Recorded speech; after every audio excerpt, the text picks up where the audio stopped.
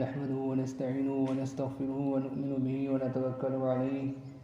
ونعوذ بالله من شرور أنفسنا ومن سيئات أعمالنا من يهدي الله فلا مضل له ومن يضلل فلا هادي له وأشهد أن لا إله إلا الله وحده لا شريك له وأشهد أن محمدا عبده ورسوله أما بعد وقال النبي صلى الله عليه وسلم اللهم بارك لنا في رجب وشعبان وبلغنا رمضان أو كما قال عليه الصلاة والسلام. میرے محترم بزرگوں اور دوستو، پچھلے جمعے کو خطبہ رمضان سے متعلق کچھ باتیں بیان کی گئی تھیں اور خطبہ رمضان کو بیان کیا گیا تھا اور اس کی کچھ تشریح بیان کی گئی تھی. خطبہ رمضان وہ خطبہ ہے جس کو حضور پاک صلی اللہ علیہ وسلم نے شعبان المعظم کے آخر میں صحابہ رضی اللہ عنہم اجمعین کے سامنے بیان فرمایا تھا. اس خطبے کے اندر حضور پاک صلی اللہ علیہ وسلم نے رمضان المبارک کی اہمیت اور فضیلت اور بہت ساری باتیں ارشاد فرمائی تھی. اس خطبہ رمضان کو پچھلے جمعے کو بیان کیا گیا تھا اور اس کی کچھ تشریح بیان کی گئی تھی. چونکہ اب رمضان المبارک کا مہینہ شروع ہونے والا ہے، چند ہی ایام رہ گئے ہیں، اس لیے اب جو باتیں ہوں گی، جو باتیں بیان کی جائیں گی، وہ رمضان المبارک سے متعلق ہی باتیں بیان کی جائیں گی، تاکہ ہمیں اور آپ کو رمضان المبارک کے مہینے کا اور اس کی فضیلت کا، اس کی قدر و منزلت کا اندازہ ہو، معلوم ہو کہ رمضان المبارک کا جو مہینہ ہے وہ کتنا عظیم الشان مہینہ ہے، کتنا قدر و منزلت والا مہینہ ہے، کتنا عظیم الشان اور برکتوں والا مہینہ ہے. حدیث پاک کے اندر آتا ہے کہ حضور پاک صلی اللہ علیہ وسلم 2 مہینے پہلے ہی دعا کیا کرتے تھے رمضان المبارک کے متعلق. چنانچہ حدیث پاک کے اندر آتا ہے حضور پاک صلی اللہ علیہ وسلم جب رجب کا چاند دیکھتے تھے تو اللہ تعالیٰ سے یوں دعا کرتے تھے، اللہم بارک لنا فی رجب و شعبان وبلغنا رمضان، کہ اللہ ہمارے لیے رجب اور شعبان میں برکت عطا فرما اور ہم کو رمضان المبارک کے مہینے تک پہنچا دیجیے. حضور پاک صلی اللہ علیہ وسلم 2 مہینے قبل ہی دعا کیا کرتے تھے. جب رجب کا چاند دیکھتے تھے تبھی سے آپ صلی اللہ علیہ وسلم دعا کیا کرتے تھے، اللہم بارک لنا فی رجب و شعبان وبلغنا رمضان، کہ اے اللہ ہمارے لیے رجب اور شعبان میں برکت عطا فرما اور ہم کو رمضان مبارک کے مہینے تک پہنچا دیجیے. اس لیے کہ رمضان المبارک کا جو مہینہ ہے اس مہینے کے اندر اللہ تعالیٰ کی رحمتیں اور برکتیں بارش کے قطرے سے بھی زیادہ برستی ہیں. عمومی طور پر اگر ہم سرسری طور پر دیکھیں رمضان المبارک کو، اگر ہم سرسری طور پر دیکھیں رمضان کے مہینے کو، تو عمومی طور پر سرسری طور پر ہمیں رمضان کے اندر 2 چیزیں نظر آئیں گی، ایک روزہ اور ایک تراویح. حدیث پاک کے اندر آتا ہے کہ حضور پاک صلی اللہ علیہ وسلم نے ارشاد فرمایا، ان اللہ افترض علیکم صیامہ وسننت لکم قیامہ، کہ اللہ تعالیٰ نے رمضان المبارک کے روزے تم پر فرض کیے ہیں اور میں نے تمہارے لیے اس کے قیام کو، تراویح کو سنت قرار دیا ہے. تو سرسری طور پر اگر ہم رمضان المبارک کے مہینے کو دیکھتے ہیں تو ہمیں 2 چیزیں نظر آتی ہیں، ایک ہے روزہ، ایک ہے تراویح. لیکن ہم غور سے اگر رمضان المبارک کے مہینے کو دیکھیں، صحیح سے اگر ہم رمضان المبارک کے مہینے کو دیکھیں، رمضان کے مہینے کو دیکھیں، تو ہمیں اور آپ کو پتہ چلے گا کہ یہ مہینہ جو اللہ رب العزت نے جو بنایا ہے، جو رکھا ہے، یہ اس مہینے کے اندر اللہ رب العزت ہماری اور آپ کی تربیت فرماتے ہیں۔ یہ مہینہ جو ہے یہ تزکیہ کا مہینہ ہوتا ہے، یہ مہینہ پاکی اور صفائی کا مہینہ ہوتا ہے۔ اس مہینے کے اندر 11 مہینے جو انسانوں کے اوپر، جو ہمارے اور آپ کے اوپر جو دھول اور جو گرد جم جاتا ہے، اللہ تعالیٰ اس مہینے کی برکت سے اور اس مہینے کو اگر ہم صحیح طور پر اس مہینے کو اگر گزاریں تو اس کی برکت سے اللہ تعالیٰ اس دھول اور گرد کو جو 11 مہینوں کے اندر ہمارے دلوں کے اوپر جم جاتا ہے اس کا صفایا کر دیتے ہیں، اس کا تزکیہ کر دیتے ہیں۔ تو یہ جو رمضان المبارک کا جو مہینہ ہے یہ تربیت کا مہینہ ہے، یہ تزکیہ اور صفائی کا مہینہ ہے۔ اور اس کی تھوڑی سی تفصیل یہ ہے کہ اللہ تعالیٰ نے ہمیں اور آپ کو، انسانوں اور جناتوں کو جو بنایا ہے اپنی عبادت کے لیے پیدا کیا۔ اللہ تعالیٰ نے قرآن مجید کے اندر ارشاد فرمایا وَمَا خَلَقْتُ الْجِنَّ وَالْإِنسَ إِلَّا لِيَعْبُدُونَ، کہ ہم نے انسانوں اور جناتوں کو اپنی عبادت کے لیے پیدا کیا۔ صرف اور صرف اللہ تعالیٰ نے عبادت کے لیے انسانوں اور جناتوں کو پیدا کیا۔ انسان اس دنیا کے اندر آتا ہے، بچہ ہوتا ہے، جوان ہوتا ہے، ادھیڑ عمر ہوتی ہے اور پھر بوڑھا ہوتا ہے، پھر اس دنیا سے وہ رخصت ہو کر چلا جاتا ہے۔ یہ ایک دنیا کا سلسلہ ہے اور یہ سلسلہ یہ قیامت تک یوں ہی جاری رہے گا کہ انسان اس دنیا کے اندر آتا ہے، بچہ ہوتا ہے، جوان ہوتا ہے، ادھیڑ عمر کا ہوتا ہے، پھر بوڑھا ہوتا ہے اور پھر اس دنیا سے چلا جاتا ہے۔ یہ سلسلہ یہ قیامت تک یہ سلسلہ چلتا رہے گا۔ یہ دنیا جو اللہ رب العزت نے بنائی ہے یہ ایک سرائے ہے، ایک مسافر خانہ ہے، یہ ہمیشہ رہنے کی جگہ نہیں ہے، یہ کوئی منزل مقصود نہیں ہے۔ ہم اور آپ جو اس دنیا کے اندر رہ رہے ہیں ہم ایک مسافر ہیں، ہم سفر کے اندر ہیں، ہم ایک سفر کے اندر چل رہے ہیں اور وہ سفر ہے آخرت کا سفر، وہ ہے آخرت کی تیاری کا سفر۔ ہم اور آپ جو چل رہے ہیں وہ سفر کے اندر چل رہے ہیں، یہ دنیا ایک مسافر خانہ ہے۔ حضور پاک صلی اللہ علیہ وسلم نے ارشاد فرمایا کن فی الدنیا کأنک غریب او عابر سبیل، کہ دنیا میں ایسے رہو جیسے کہ اجنبی رہتا ہے یا ایک راستہ چلنے والا مسافر رہتا ہے، اس طرح دنیا کے اندر زندگی گزارو۔ اور جب کوئی انسان کہیں کا کوئی سفر کرتا ہے تو اس کا کوئی نہ کوئی مقصد ہوتا ہے، اس کا کوئی نہ کوئی ہدف ہوتا ہے، کوئی نہ کوئی مقصد ہوتا ہے۔ کوئی تجارت کے لیے سفر کرتا ہے، کوئی نوکری کے لیے سفر کرتا ہے، کوئی پڑھائی کے لیے سفر کرتا ہے، کوئی رشتہ داروں سے ملنے کے لیے سفر کرتا ہے، کوئی سیر و تفریح کے لیے سفر کرتا ہے،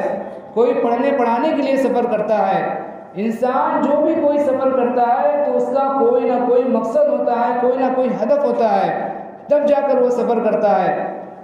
یوں نہیں ہوتا کہ انسان چلا اٹھا اور چل دیا اور اس کا کوئی مقصد نہ ہو۔ اگر کوئی انسان ایسا کرتا ہے کہ یوں ہی چلا، اس کا ارادہ بنا اور چل دیا، اس کا کوئی مقصد نہیں ہے، تو ہم اور آپ اس کو کیا کہتے ہیں؟ اس کو احمق اور بیوقوف کہتے ہیں۔ تو انسان جو سفر کرتا ہے اس کا کچھ نہ کچھ مقصد ہوتا ہے، کچھ نہ کچھ اس کا ٹارگٹ ہوتا ہے، کچھ نہ کچھ مقصد ہوا کرتا ہے۔ تجارت ہو، ملازمت ہو، نوکری ہو یا گھومنا پھرنا ہو، رشتہ داروں سے ملنا ہو، غمی یا خوشی کے اندر شرکت ہو، کسی تقریب کے اندر شرکت کرنا ہو، تو کوئی نہ کوئی انسان کا مقصد ہوتا ہے۔ اللہ رب العزت نے جو اس دنیا کو بنایا ہے یہ مسافر خانہ ہے، ہم اور آپ سفر کے اندر ہے، ہم اور آپ ایک سفر کے اندر ہے، ہمارا بھی ایک نہ ایک مقصد ہے، ہمارا بھی ایک مقصد ہے، اور وہ ہمارا مقصد ہے آخرت کی تیاری۔ ہمارا وہ مقصد کیا ہے؟ وہ ہے آخرت کی تیاری۔ جس طرح ایک مسافر کا مقصد ہوتا ہے اسی طرح ہمارا بھی ایک مقصد ہے، وہ ہے آخرت کی تیاری۔ اس مقصد کا تقاضا تو یہ تھا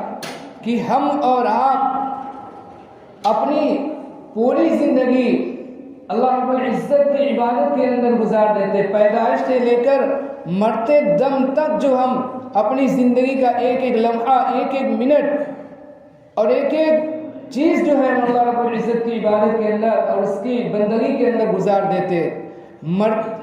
پیدائش سے لے کر مرتے تک ہم اللہ رب العزت کی عبادت کے اندر، اس کی بندگی کے اندر ہم اپنی زندگی کو گزار دیتے. ہمارا یہ مقصد ہونا تھا. لیکن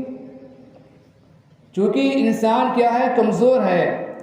اللہ رب العزت نے انسان کو کمزور بنایا، اس کے ساتھ ضروریات کو بھی اللہ رب العزت نے لگا دیا. کھانے کی ضرورت ہے، پینے کی ضرورت ہے، کام کرنے کی ضرورت ہے، لوگوں سے ملنا ہے، ملاقات کرنا ہے، کھانا پینا، رہنا سہنا ہے. یہ تمام ضروریات اللہ رب العزت نے انسان کے ساتھ لگا دی، اور ان تمام ضروریات زندگی کی اللہ رب العزت نے ہمیں اور آپ کو، انسان کو اجازت دے دی. اور صرف اللہ رب العزت نے اجازت ہی نہیں دی،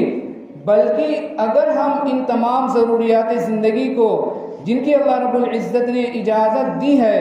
کھانے کو، پینے کو، رہنے کو، سہنے کو، ملاقات کو، تجارت کو، ملازمت کو، ان تمام چیزوں کو اگر ہم شریعت کے دائرے کے اندر رہ کر کریں اور اخلاص کے ساتھ کریں، تو اللہ رب العزت ان تمام چیزوں کو عبادت بنا دیتے ہیں، اور ان تمام چیزوں پر ہمیں اجر و ثواب بھی عطا کیا جاتا ہے. اجر و ثواب بھی اللہ رب العزت عطا فرماتے ہیں. یہ ضروریات زندگی جو ہے، اگر ہم ان کو شریعت کے دائرے کے اندر رہ کر اور صحیح نیت کے ساتھ، حسن نیت کے ساتھ اگر ہم کریں، تو اللہ رب العزت ہماری ان ضروریات زندگی کو بھی عبادت بنا دیتے ہیں، اور اللہ رب العزت اس پر بھی ہمیں اجر و ثواب عطا فرماتے ہیں. عبادت جو ہوتی ہے وہ دو طرح کی عبادت ہوتی ہے. ایک جو خالص عبادت، حقیقی عبادت، اصل عبادت، جس کے اندر صرف اور صرف اللہ رب العزت کی بندگی ہو، اللہ رب العزت کی عبادت ہو، اللہ رب العزت کے سامنے اپنی عاجزی ظاہر کرنا ہو، اپنی انکساری، اپنی بے بسی ظاہر کرنا ہو. جیسے کہ ہمارا نماز پڑھنا ہوا، ہمارا روزہ رکھنا ہوا، یہ حقیقی اور خالص عبادت ہے، اصل عبادت ہے، کہ اس کے ذریعے سے انسان اللہ رب العزت کے سامنے اپنی عاجزی کو ظاہر کرتا ہے، اپنی بندگی کو ظاہر کرتا ہے، اپنی عبدیت کو ظاہر کرتا ہے. لیکن اس کے ساتھ ساتھ اللہ رب العزت نے ہمارے کھانے کو، پینے کو، رہنے کو، سہنے کو، اور ہمارے ایک دوسرے سے ملاقات کرنے کو، اگر ہم جو اس کو شریعت کے دائرے کے اندر رہ کر کریں اور صحیح نیت کے ساتھ، حسن نیت کے ساتھ کریں، تو وہ چیزیں بھی اللہ رب العزت عبادت بنا دیتے ہیں، اور ان پر بھی ہمیں اجر و ثواب عطا کیا جاتا ہے. چنانچہ حدیث پاک کے اندر آتا ہے، حضور پاک صلی اللہ علیہ وسلم نے ارشاد فرمایا، الطاعم الشاکر بمنزلۃ الصائم الصابر، کہ کھانا کھا کر شکر ادا کرنے والا ایسا ہی ہے جیسا کہ روزہ رکھ کر صبر کرنے والا. یعنی روزہ رکھ کر صبر کرنے والے کو اللہ رب العزت جو اجر و ثواب عطا فرماتے ہیں. اگر کوئی شخص کھانا کھا کر شکر ادا کرتا ہے اللہ رب العزت کا، تو اللہ رب العزت وہی اجر و ثواب اس انسان کو بھی عطا فرماتے ہیں. الطاعم الشاکر بمنزلۃ الصائم الصابر. اسی طرح ہمارا تجارت کرنا ہوا، ہمارا ملازمت کرنا ہوا، ہمارا نوکری کرنا ہوا، ہمارا زراعت کرنا ہوا، کھیتی باڑی کرنا ہوا، ہمارا جو کاریگری کرنا ہوا، یہ تمام چیزیں اگر حسن نیت کے ساتھ ہوں، اچھی نیت کے ساتھ ہوں، اور ہماری یہ نیت ہو کہ اللہ رب العزت نے جو ہمیں جو جسم دیا ہے، اس جسم کی حفاظت کرنا اس کی ہماری ذمہ داری ہے، اور اللہ رب العزت نے ہمارے اوپر جو حقوق رکھے ہیں لوگوں کے، ان حقوق کی صحیح طور پر ادائیگی ہوتی رہے، ان حقوق کے اندر کوئی کوتاہی نہ ہو، ان حقوق کو ہم صحیح طریقے پر ادا کرتے رہیں. اس لیے ہم تجارت کر رہے ہیں، اس لیے ہم ملازمت کر رہے ہیں، اس لیے ہم نوکری کر رہے ہیں، اس لیے ہم کھیتی باڑی کر رہے ہیں، اس لیے ہم جو کاریگری کر رہے ہیں، اس لیے ہم کوئی کام کر رہے ہیں. اگر ہماری یہ نیت ہوگی کہ اللہ رب العزت نے ہمارے اوپر جو ہمارے نفس کا جو حق رکھا ہے، اور ہمارے اوپر جو دوسروں لوگوں کے حقوق رکھے ہیں، ان حقوق کی صحیح طور پر ادائیگی ہو، ان حقوق کے اندر کمی کوتاہی نہ ہو، تو یہی تجارت، یہی ملازمت، اور یہی نوکری، اور یہی جو ہمارا کام کرنا، مزدوری کرنا، اور یہی ہمارا تجارت کرنا، یا کھیتی باڑی کرنا، یا کاریگری کرنا، یا کام کرنا، تو یہ کیا ہو جاتی ہے؟ یہ عبادت بن جاتی ہے. اور اللہ رب العزت اس پر بھی کیا کرتے ہیں؟ اجر و ثواب عطا فرماتے ہیں. لیکن اللہ رب العزت نے جب ہمیں اور آپ کو، جب انسان کو ان تمام چیزوں کی اجازت دے دی، ان تمام چیزوں کو اللہ رب العزت نے ہمارے لیے جائز قرار دے دیا، ان تمام چیزوں کی ہمیں اور آپ کو اجازت دے دی، تو اب ہماری ساری سوچ صبح سے لے کر شام تک، شام سے لے کر صبح تک، ہماری ساری صلاحیتیں، ہماری ساری طاقت و قوت اور ہماری ساری سوچ اور فکر اسی کے اندر ہماری خرچ ہوتی ہے کہ کسی طرح ہماری تجارت اور زیادہ آگے بڑھ جائے، کسی طرح ہم اور زیادہ سے زیادہ نفع کمانے والے بن جائیں اور ہمارا کام اور زیادہ ترقی والا ہو جائے اور زیادہ آگے بڑھ جائے۔ اور جو اصل مقصد ہے انسان کا، جس کے لیے اللہ رب العزت نے ہمیں اور آپ کو بھیجا ہے، جس کے بارے میں اللہ رب العزت نے قرآن کے اندر ارشاد فرمایا وَمَا خَلَقْتُ الْجِنَّ وَالْإِنسَ إِلَّا لِيَعْبُدُونَ، کہ ہم نے انسان اور جنات کو اپنی عبادت کے لیے پیدا کیا ہے۔ وہ اصل مقصد جو ہمارا ہونا چاہیے تھا، آخرت کی تیاری اور آخرت کی فکر، وہ ہم نے اور آپ نے کیا کرا، اس کو بھلا دیا۔ اور جو ضروریات زندگی اللہ رب العزت نے ہمارے لیے جائز قرار دی تھی، جن کی اللہ رب العزت نے ہمیں اجازت دی تھی، ہم ان کے اندر بالکل اس طرح منہمک ہو گئے، اس طرح لگ گئے کہ ہم اپنے اصل مقصد کو کیا کر گئے، بھول گئے، اصل مقصد کو ہم نے بھلا دیا۔ یہی وجہ ہے کہ اللہ رب العزت اپنے فضل و کرم سے ہر سال ہمیں اور آپ کو رمضان المبارک کا مہینہ عنایت فرماتے ہیں۔ ہر سال اللہ رب العزت رمضان المبارک کا مہینہ عطا فرماتے ہیں کہ 11 مہینوں کے اندر تمہارے اوپر جو دنیا کی محبت غالب آ گئی تھی اور جو دنیا کی فکر غالب آ گئی تھی